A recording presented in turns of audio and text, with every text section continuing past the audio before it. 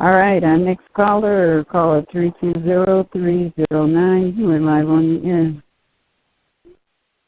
Islam and greetings to the forum. Islam. It looked at Honka Bay, Minnesota territory, and I just wanted to touch on things about the show tonight. You know, a lot of people call in about the proclamations and everything, and I'm not unlike them.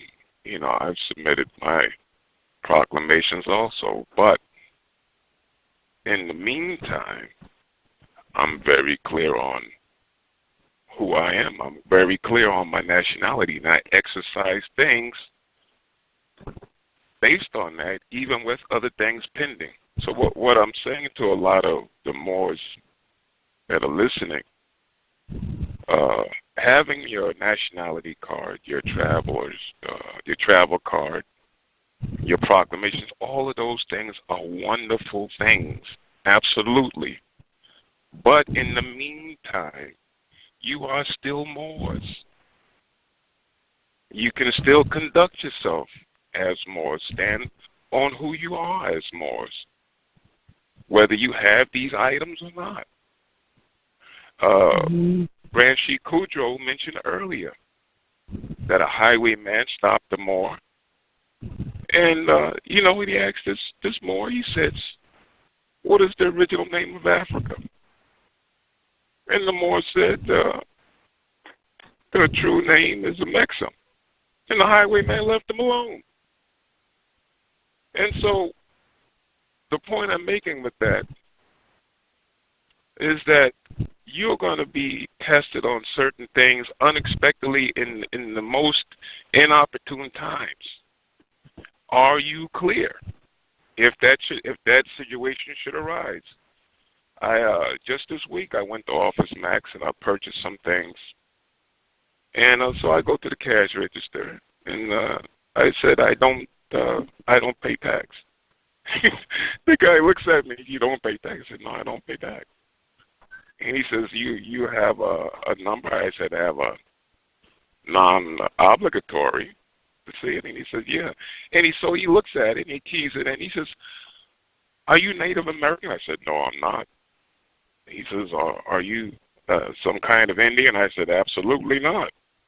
He says, "Then how do you have this status?" I said, "Because I'm an Aboriginal and Indigenous Moor. I'm a Moorish American national." And he looks at it and he goes over and he comes back. He says, "Oh, I see it right here." But people will ask you things. Not that they don't believe, but they want to know what you know. And so these things are situations that may arise whether or not you have your nationality card, whether or not you have your proclamations, whether or not you have your travel card. Can you stand? Are you clear of who you are, and can you stand on it? It's very, you know, it's things like this. I go as a truck driver, a whole lot dealing with these revenue agents, and they will try you.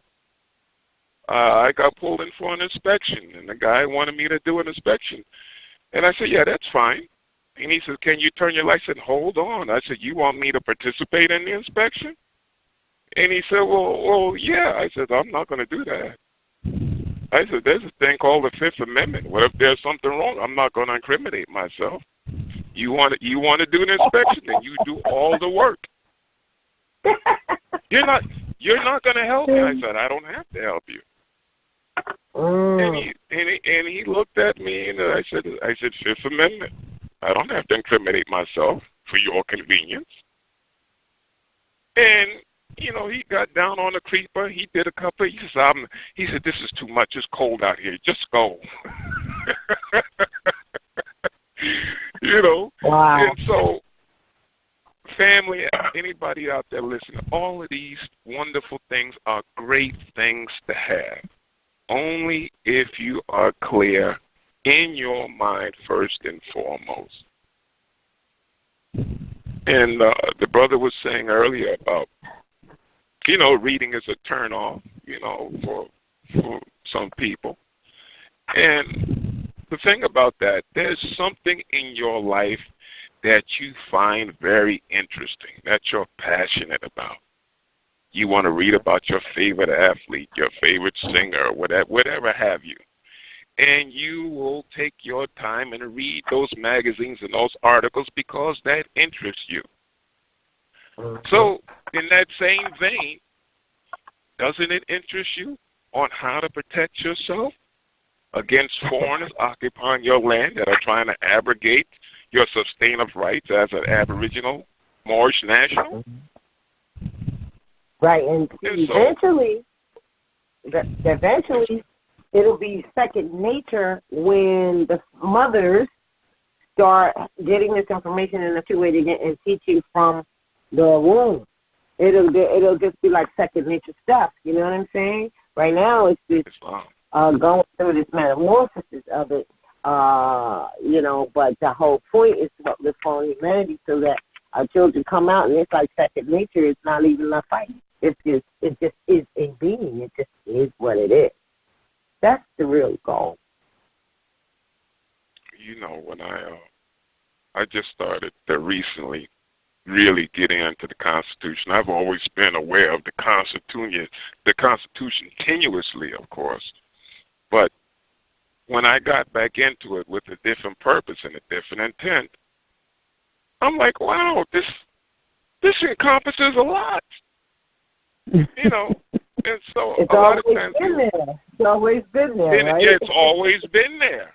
But like I said, I've known the tenuous aspects of it. Right. Plus, and not only that, sister, I didn't come from the same perspective and mindset that I have now.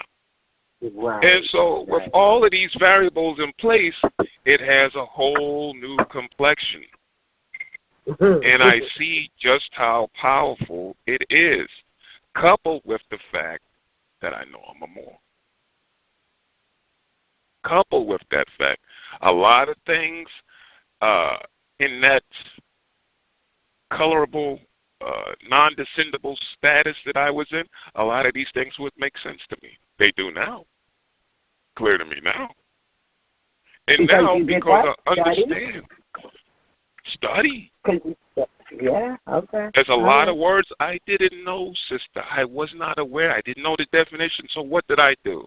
I didn't throw the book down and walk, this is too hard. I got my dictionaries out. Got my law dictionary reference. I didn't go like the simple guide, the simple reference points. Do not go past the word you are not familiar with until you overstand it. And I stick to the basics. And it has helped me monumentally. You know. And so right. That's all I wanted to add. I'm going to yield the floor. Peace and love, Islam, everybody. All right. All right. Thank you so much for that. Yeah. All right.